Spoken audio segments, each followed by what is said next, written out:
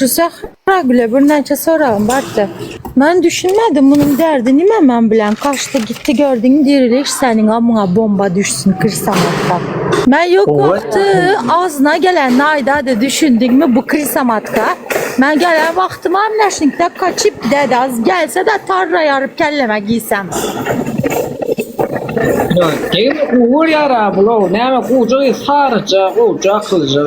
Bana nime sarı bolamı, yeşil bolamı, ben hakkımdan orada berden nime yapıldı bu dalbayı kabul et, içip. Ya bir zattan doyadı baxodu bu. Yok ben bundan kar sorapmışım, yok bir zatlarmış bir zatlar. Seni bara gerçekten yarıp kelleme yemen düşündün mü? Sen tarla yarıp her kaysının bir tarafına şapka edip yeme havarın olsun kırsamatka düşündün mü?